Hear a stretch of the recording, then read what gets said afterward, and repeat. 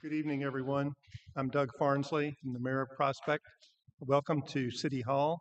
This is the Monday, August 17, 2026 regular council meeting, city council meeting for the city of Prospect. It's about 7 minutes after 7, so we're starting a little late, and I apologize to everyone for that. First item of business is the approval of the minutes of the July 2026 regular council meeting. Move acceptance. Second. Mr. Holmes made the motion to approve the minutes. Mr. Clark seconded.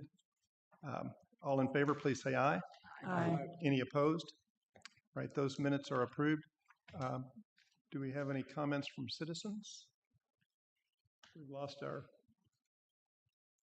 police chief. Normally I would get that list, but I guess anybody signed up or we would know. You don't have to get it, John. I think if anybody here wanted to speak, they'd raise their hand.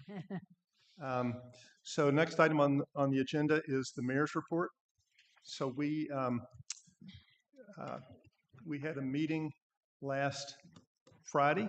We had a special council meeting, and one of the items on the agenda was recognition of Liz Coombs, who is the artist who painted the hyacinths on the Blue Trail, and that painting's just inside the conference room to the left. So when she came in, we had it on an easel out here in the council room, and her husband was here with her, two of her grandchildren. We had a very nice ceremony, presented her with a certificate naming Friday Liz Coombs Day in Prospect and thanking her for donating the painting to the city. It's a beautiful painting. The art exhibition is closed, so that it was still up when she was here, and that's one reason I wanted to go ahead with that presentation to her. On, I think, Thursday or Friday, Warren Payne, who brought in what they refer to as the legacy art, that was the art mostly from the middle of the 20th century from Kentucky, that was in the conference room, gave a talk. I understand it was very well received. I was not able to be here, but I understand it. I'm very sorry to have missed it because Warren's a very good guy and a very good, extremely knowledgeable about Kentucky art. So the other big news is we have a new roof on City Hall, or we're in the process of getting a new roof on City Hall, which was needed. So that's a good step, and that's moving along. It's taking a little longer than we anticipated, but it looks like they're making good progress on that.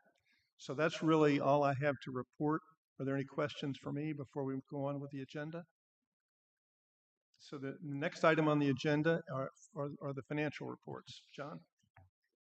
I did not get the compiled financials from our CPA, so I am not really prepared to give that report today. It being just the first month into our fiscal year, there's not a whole lot to report at this point. But as soon as I get the financials, I'll send them to you, and if I have some insights, I will provide them in an email to you. Okay, thank you, John. Commission and board reports. Forestation Board.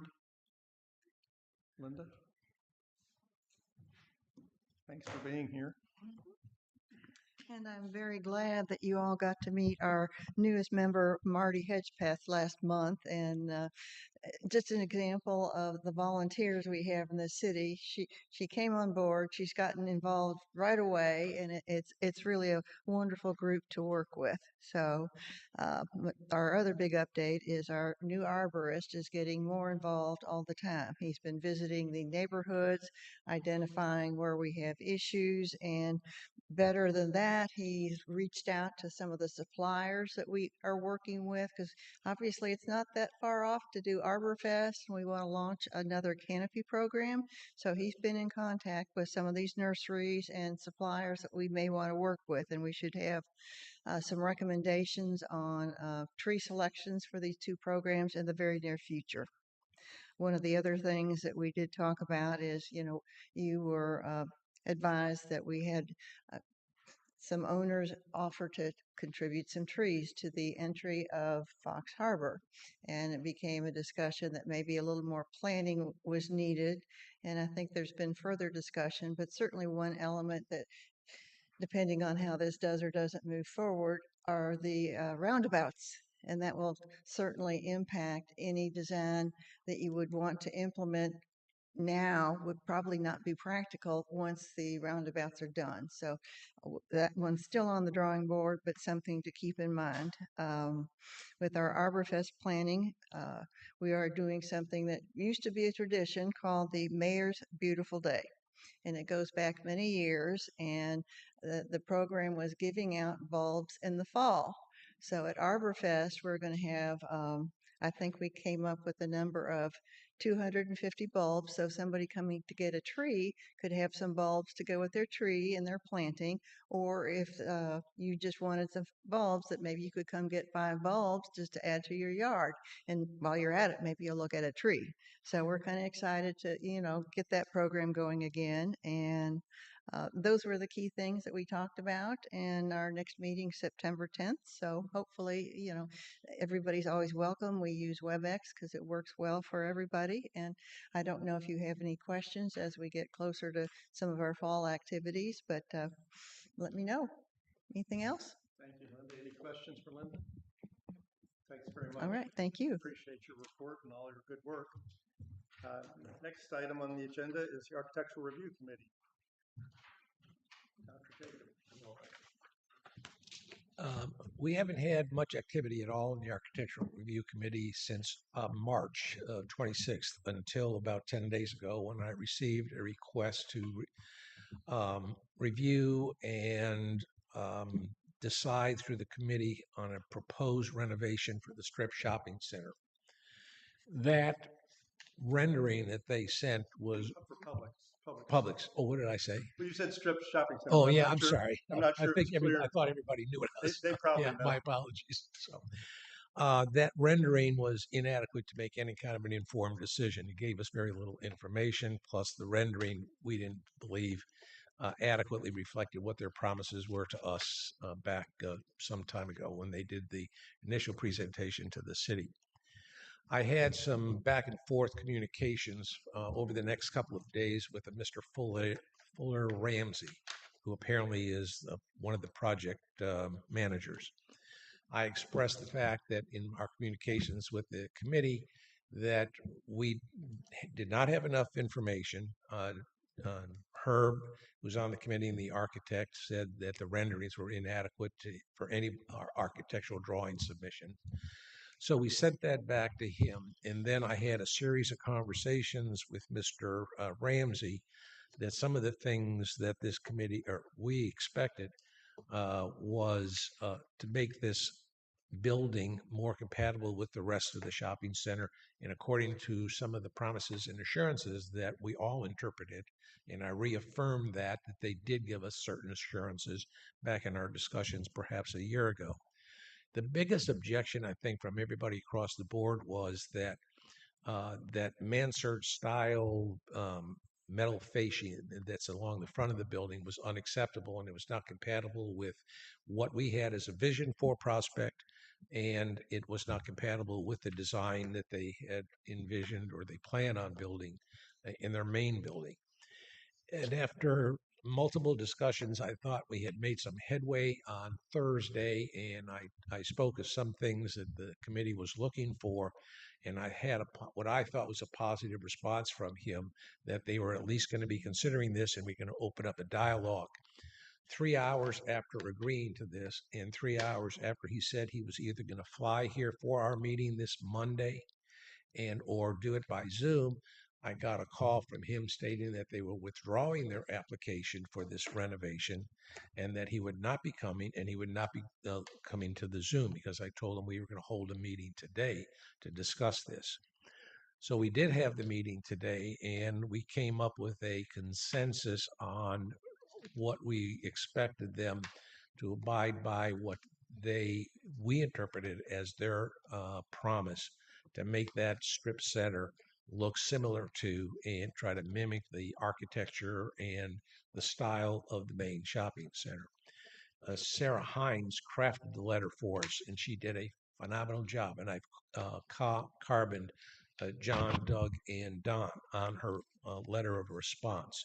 And it was an excellent response. And I thought that we left it open-ended, but we asked for them to keep their commitment to making that shopping area look compatible with what they had said they would do, and then we look forward to working with them. So once I get comments from the rest of the people on the committee, I'll send that letter off to them. So any of you that get it, if you have any comments, I couldn't have written a letter any better than what Sarah did. It was a fantastic letter. She complimented them on their commitment, and she gave them a very professional and very benign letter asking, for them to consider our concerns. So we're waiting to hear back. He did tell me that one of the reasons why they canceled it is because they're going to go ahead and put the shopping center up for bid. And that I asked him when we might hear back from him, and he said sometime in September. And then when I posed the question, well, what about the strip center? He said that after we get the bid back, we'll see if we have any money in the budget for it. So I was a bit disheartened by that. So we'll have to see what And happens. I think part of what happened was, I think they rushed the proposal on the strip center. I think that was just not a priority for them and sort of an afterthought. And what they were hoping to do was get it into the bid package they sent out. And this process started, and it was going to take a little more time than they wanted. So I think my expectation and my hope is that they'll come back to us and work with us on improving that in a way that's satisfactory to us. Yeah, and we'll find out sometime in September, if they said they wanted to see what their budget allowed. Right. And so we'll have to go from there in September. Yep. Okay, we'll wait. Thank you. Thanks, Bob. Appreciate it. Parks and Recreation Advisory Committee. Carolyn.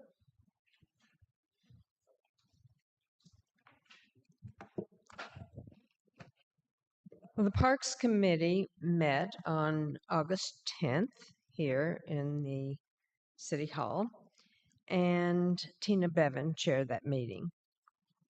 I think you already know most of the mayor's report. We always have a report from the mayor included in every Parks Committee meeting, but I don't want to repeat all that if you already have been informed of these items, and I think that you are. So I'll just go on to parks updates, and I don't know whether Mayor Farnsley has informed you that our grant for the new boardwalk was not approved, and I don't know. Don may want to tell you more about that, but they had several concerns, and I think that our small committee that is working on this project is going to meet, I believe it's next week. Late next week. Yeah. Yeah, and we'll decide where to go from there. So it was a big disappointment. We haven't given up hope yet, but when I finish my report, if Councilman Gibson wants to say more about that, you might want to ask him about it as well.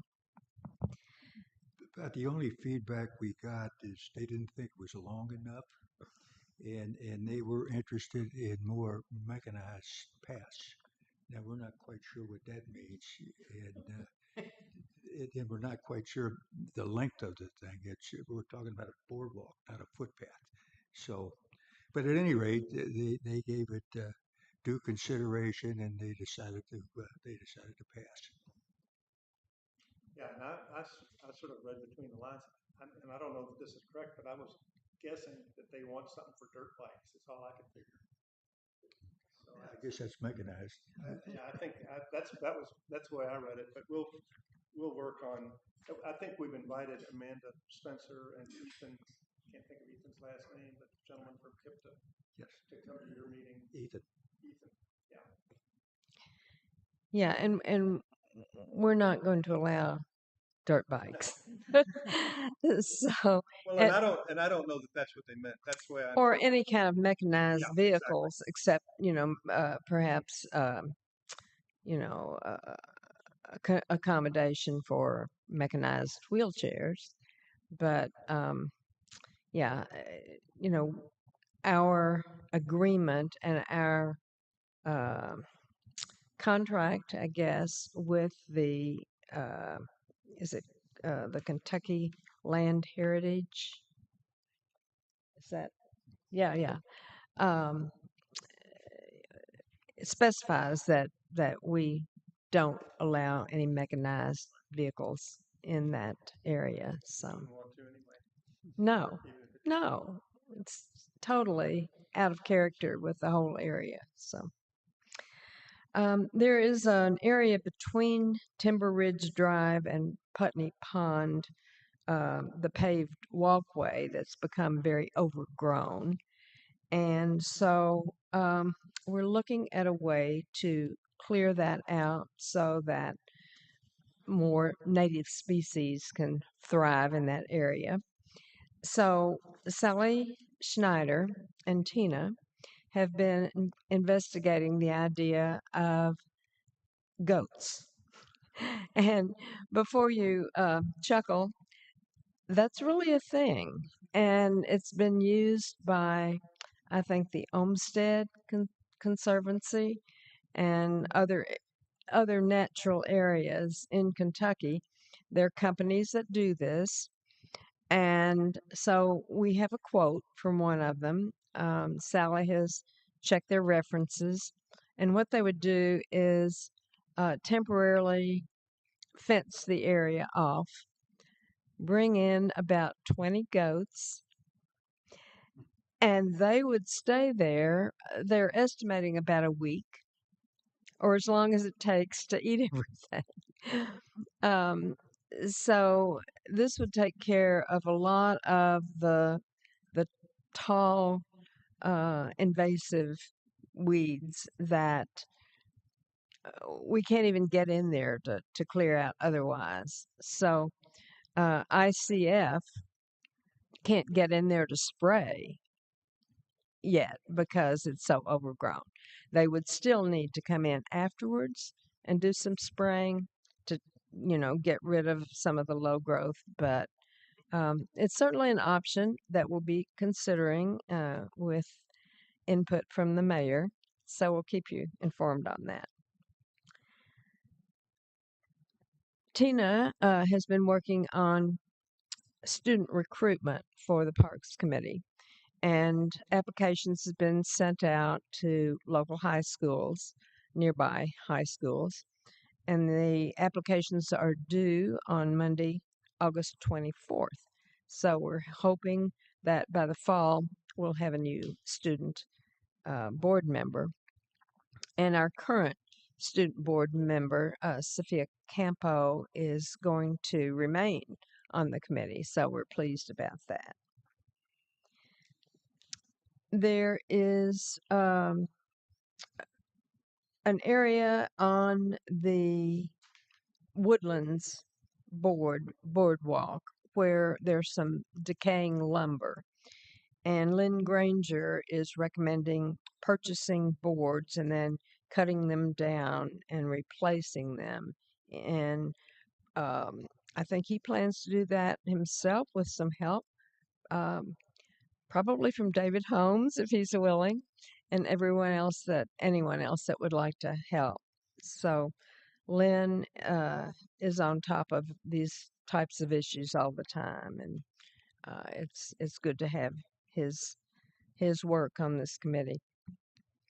Lynn also reported that a high school student has reached out to him about repairing a footbridge on the Blue Trail in Harrods Creek Park. And this would be an Eagle Scout project. He turns 18 in November, so it has to be done by then. And Lynn is confident that that will happen pretty soon. That concludes our business. The next meeting is Monday, September 14th, right here in City Hall. I'll add one thing that I would have said in my mayor's report, but I'm trying not to step on your report quite so often. We did, as everyone saw, we did postpone the concert Yes. on Saturday evening. It's now, because of the heat, but it turns out it's a pretty good decision since the roof was in the midst of, I left here at 5 o'clock on Sunday afternoon, and we couldn't have parked cars in here. No, and I have that in the minutes here, and just overlooked it because I figured you would be Yeah. talking about that. But the band was very happy that we postponed it.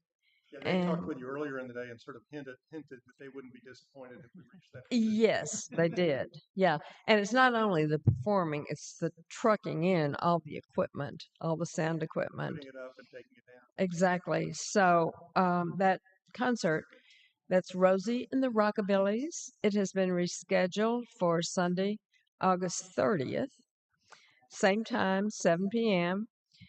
We're hoping for good weather this time. And we've also rescheduled the food truck, which is Fat Bowls and Tacos. So sounds like a lot of fun. We hope that you will come and support the event and support the food truck as well. Any other questions? Thanks, Carolyn. Any other questions All right. for Carolyn? Thanks so much. You're welcome. Appreciate it. Next item on the agenda is the police report. Jefferson County League of Cities is the next item on the agenda.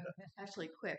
Normally, we end up closing down in August and not having a meeting, but there's items on the agenda, and so we're going to meet August 27th, and we're going to talk about internal and external organizational issues, whatever that means. And if you have any input you'd like me to provide, please let me know. They are going to talk about things like the dinner and the website and dues and stuff like that. It ought to be probably not very exciting as a meeting. The dinner that next year is November 12th, and our first choice for someone to talk is Chris Redmond, the Louisville Kings head coach. Second choice is the Kentucky Attorney General, and so we'll probably have another good annual meeting this year. Thank you, Sandra. Any questions for Sandra? Okay, now it's time for our police report. I'll be real brief too. Our crime numbers remain pretty consistent. And fortunately, those are consistently low, just where we like them. Our incident reporting is slightly above last month, but we've had several reports filed for fraud or attempted fraud. So there was really no loss to the resident. They just wanted to report the incident, which increased that number. Unfortunately, one of the things that's occurring this month is we're going to have to get rid of the medication disposal box upstairs. Some of the guidance from FDA and DEA have changed on storage and the way the box is regulated. And those are things that we're just not going to be able to keep up with because several of the other local boxes have been discontinued as well from Kroger and Walgreens because of those changing regulations. And had we kept ours, that would have just made us a regional drop point, and our traffic was already increasing as people found out that we had a box. So we were going to start getting traffic that they were actually sending over here when they declined to take those medications. So we're going to have to go ahead and just continue that. The notifications going out in the newsletter that I guess will be this week. And that's when we'll go ahead and officially end that. Moving forward on the golf carts, we've got a couple of inspection events set up for the initial inspections for the licensing of the carts. We've got one on October 24th, 2026 from 8 a.m. to 4 p.m. Prior to when the permitting will be enforced. And then we strategically set one for just after when the permitting would begin to be enforced, so people would go, whoops, they really are enforcing it. So there'll be another opportunity for them to get inspected in an event at the country club. And then depending on the amount of traffic that we get and the number of people that need to be inspected afterwards, we may schedule a third event. And then after that time, it's going to be the residents' responsibility to get their cart inspected at one of the official sheriff's office inspection locations. Other than that, that's about all I have. I have a question. Yeah, go ahead, John. Are we documenting welfare checks on here, or have we been? We haven't, but those are CAD documented, and they're documented on our log sheets. So I mean, if you need those numbers, all you have to do is ask me, and I'll get them Okay, for you. I was just curious. Yeah, because I know which one you're talking about, and we did make one this week. Okay, Yeah. good. Yeah. Thank you. hmm That's a tough problem. Yeah, because it's one of those things where, you feel like there's something you should be able to do, but yeah, but as a government agency, a lot of times those things they fall through the cracks, and they're a little bit outside the sphere of what we're able to do. Okay, any other questions for Mike? Yeah, Bob. Is there a possibility in the course to put up signs saying golf carts must yield to traffic? They have one on Honey Creek Drive. Down the golf carts, you can't just dart across the street, you have to yield to traffic. They need one on Chestnut Hill Drive because today I almost hit one. You put it out in front of me and I almost just broadside. I believe that is part of the ordinance that they have It to is. yield to the It traffic. So that could be something I we think could they'll do that. definitely I'll explore. Yeah. I'll call Zeke if you'll remind me, but I'm making a note. That's a very good point. And I think it's good the ordinance makes that point, because I think it's always been confusing to me because it appears to be sort of a crosswalk, which would imply that we would Right. yield to the carts, and I notice a lot of people do that. But the law actually is that they yield to us. Right. So and now with the new ordinance, they're allowed actually a cart that has not been inspected. So the club's carts, for example, are permitted to cross at a cart crossing, even though they're not licensed by the city. I know that they have a crosswalk painted on the street, which we found perplexing because it's only golf carts. Right. It's not. Now it's up to the golf carts and precedence over traffic on the street, which is incorrect. Correct. But I noticed that it's continually happening when they're, without even looking, they're just shooting across the street in both directions. Yeah, that's been a problem, and I think the sign. I'm glad to know that they put them up on Hunting Creek because they didn't used to be there either. There's one that someone sent me a picture of one that they have somewhere here. Okay, good. Well, I'll call Zeke. Okay. Well, thank you, Boss, for that question. So we'll move into unfinished business. First item of unfinished business, or the only item of unfinished business, is the second reading of Ordinance 665. This is dealing with having animals under control. So is there a motion to give a second reading to this proposed ordinance? So moved. Mr. Holmes made the motion. Made the motion, and Mr. Clark seconded. Is there discussion? Mr. Clark and I went back and took a little bit of look at the underlying ordinance that relates to this. And while I think this is important and I'm going to vote for it, Mr. Clark and I have volunteered to look at the ordinance itself and talk to the police code enforcement and then possibly come up with a cleaner way of looking at the entire ordinance. It's probably a little cloudy in terms of the ability to enforce it, especially on private lands. That'd be great if you all would look at that. Just look at it in its entirety. Sure. Yeah, That's good. exactly. But you're not suggesting you're not No, going no, no, No, no, we're gonna no, need because to pass this. we think it's important that people have leashes in parks. Okay. We do. So is there further discussion? If not, we'll move to a vote on the ordinance relating to having pets on leashes. And I'll start with Mrs. Leonard. Yes. Mr. Clark? Yes. Mr. Holmes? Yes. Mayor Evans? Yes. Mr. Gibson? Yes. Dr. Furman? Yes. Right, that is approved by a vote of 6-0. And we'll need someone to read that. I guess, Mr. Holmes, you made the motion.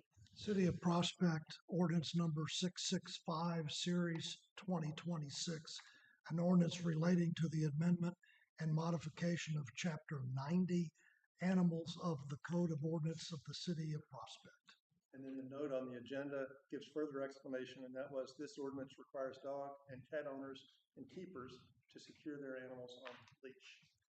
So that is now approved, and we'll enter it in the records accordingly.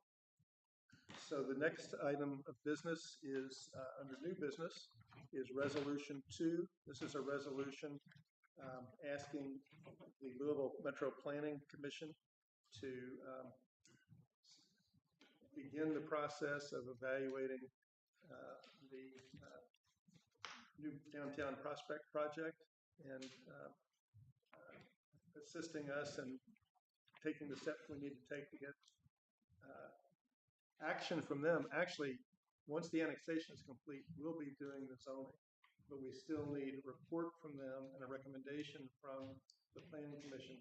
We don't necessarily have to follow their advice, but we need that step before we can act. So this is asking them to take that step.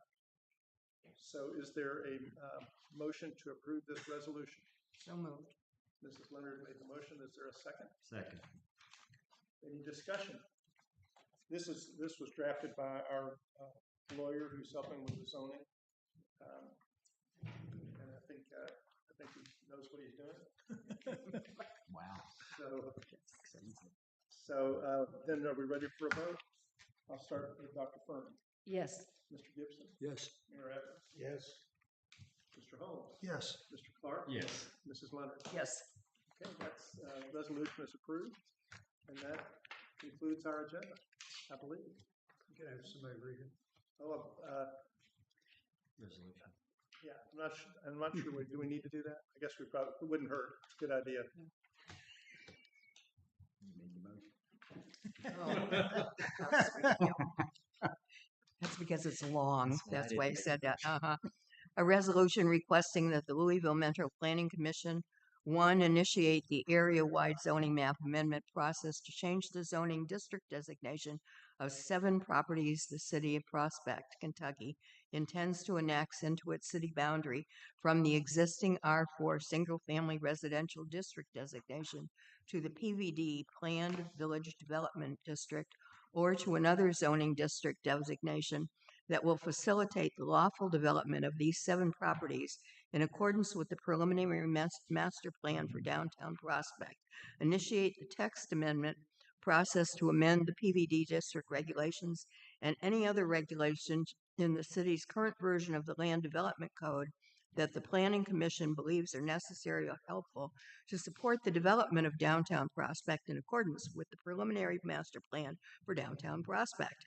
And 3, schedule public hearings for respective map and text amendment proposals to be heard and to forward all related recommendations on the map amendment and associated text amendments to the City Council of the City of Prospect, Kentucky.